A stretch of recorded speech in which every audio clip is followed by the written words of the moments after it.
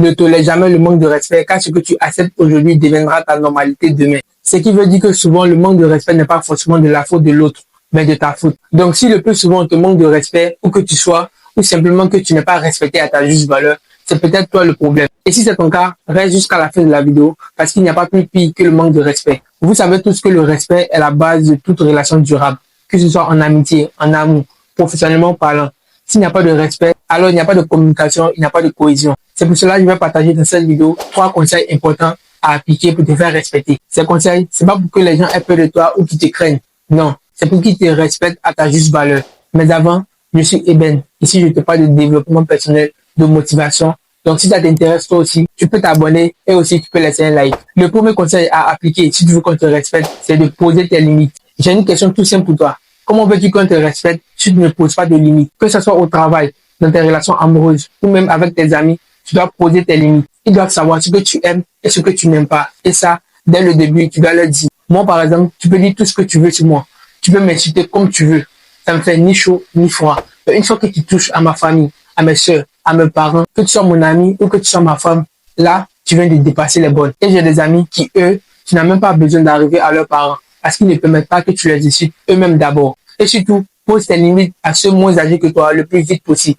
Parce qu'on a tendance à observer que lorsque tu rigoles trop avec ce type de personnes, ils finissent par te manquer de respect. Donc, je sais pas, fais une liste, essaie de lister ce que tu aimes et ce que tu n'aimes pas, ce que tu n'aimerais pas qu'on franchisse. Parce que ce qu'on oublie, c'est que le manque de respect tue lentement la confiance et détruit les liens. Ce qui veut dire que lorsque tu aimes quelqu'un ou que tu rencontres une personne, pose-lui tes limites dès le début, pas directement, mais déjà dans ta manière de parler, dans ce que tu vas dire. Faut qu'il arrive à déceler ce que tu aimes et ce que tu n'aimes pas. Donc déjà, si tu veux qu'on te respecte, fixe-toi déjà les limites et apprends à les poser.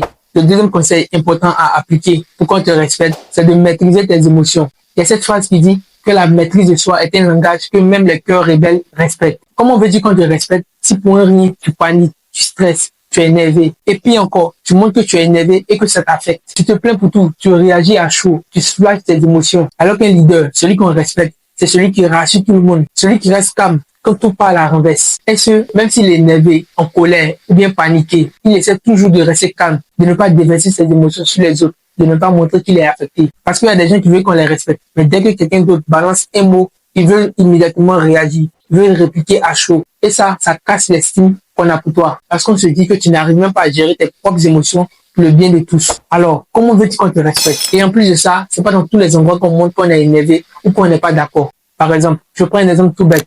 Tu vas au supermarché et pendant que tu fais tes achats, dans le rayon, en partant, il y a quelqu'un qui te colle accidentellement. Et cette personne s'excuse. C'est vrai que cette personne t'a fait mal.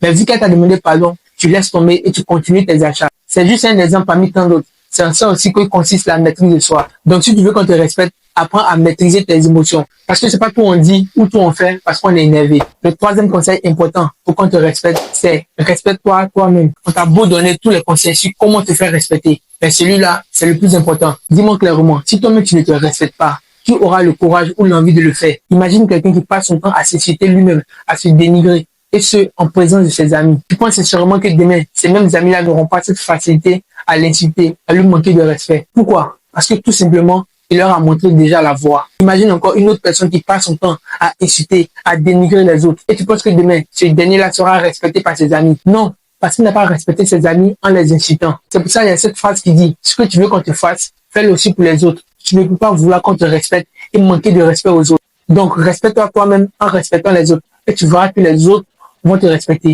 Et j'espère que c'est clair maintenant. Si tu veux qu'on te respecte, apprends à poser tes limites, maîtrise tes émotions et respecte-toi toi-même. Et j'espère que tu vas appliquer ces conseils-là pour changer les choses. Et si tu veux plus de vidéos ou que tu ne veux pas manquer les prochaines vidéos, tu sais ce qu'il te reste à faire. Abonne-toi et active la cloche de notification. Et on se dit à plus pour une nouvelle vidéo.